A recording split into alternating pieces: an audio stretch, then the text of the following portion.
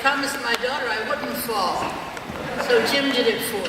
He is so kind.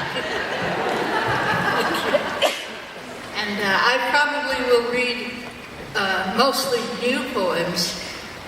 Poems from a book that will be, the publication date is November 1st. But I first wanted to say, this lady who puts the language up on that board, we ought to give her a hand. Oh, yeah.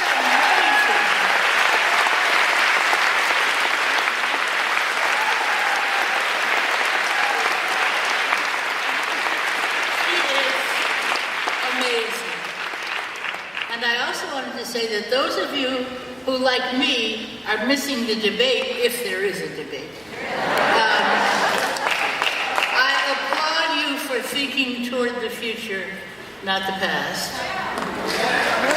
I hope that some of you will remember that you are human when you go into the booth. Thank you. And you're welcome. And everything good you can think of it now. Yeah. This is a book called Voices, and it's always interesting to me that, I don't want to read that first, that my concerns haven't changed in a number of years. Somebody asked me to read this poem today, and I didn't have the book, but I'm grateful that I have it now. And it is a poem called Fury. My mother wrote poetry. She wrote iambic pentameter verse. And I think I first learned something about anger and despair and all of that when I watched my mother burn her poems in a coal stove. Nowadays, and I've had a number of hospital visits and things like that, but I know I'm not going to die from them. What a good feeling to know I'm not going to die from them. And that's because my mother died before she could finish her work. She was only 44. She died a month before my eldest child was born. And so I know that she will not allow it that I should not finish my work. I'm very grateful to the lady. Though she was kind of a nut in a lot of ways. In fact, when I was in a market, I was a tiny little girl, and I was in a market, and my mother looked across an aisle and said, "See that little girl? That's your sister." And I remember thinking, I knew it. Right in the market, she has to crack up. You know, it was okay. But in fact, the girl was my sister.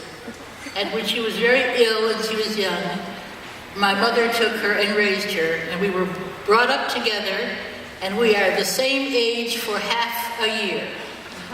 And on her birthday, I always call her and say, "Happy birthday, you're my age." And that's only because I said this morning, if I could sing, I would sing, "Daddy was a Rolling Stone." This is called Fury to Mama. Remember this. She is standing by the furnace. The coals glisten like rubies. Her hand is crying. Her hand is clutching a sheaf of papers, poems.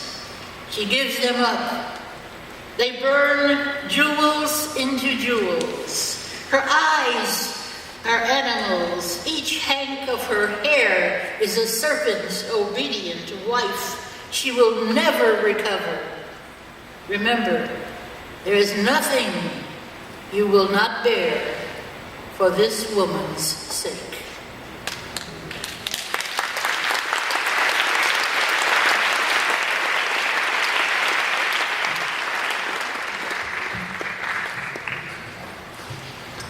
Everybody's doing their thing. He has a thing. Why shouldn't he do it?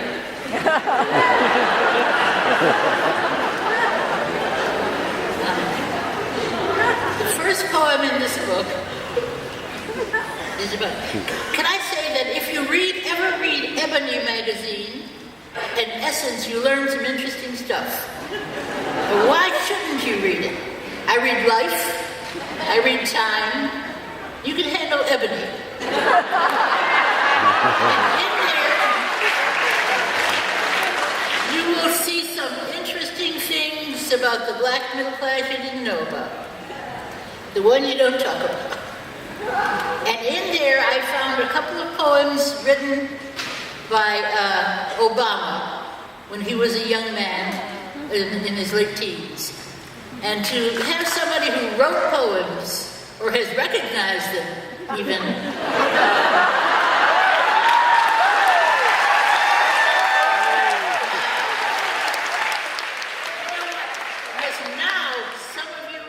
not many, and maybe only people who used to be in here but left, don't realize or know somewhere in yourself that you're going to walk into that, and this is black and white people, are going to walk into a booth and remember only that you are white. Try not to. Try not to. Because of course I said I don't want to have a president who voted against Martin Luther King Day. Yeah. Nor do I wish to have a vice president. I don't want my vice president shooting caribou. I like caribou.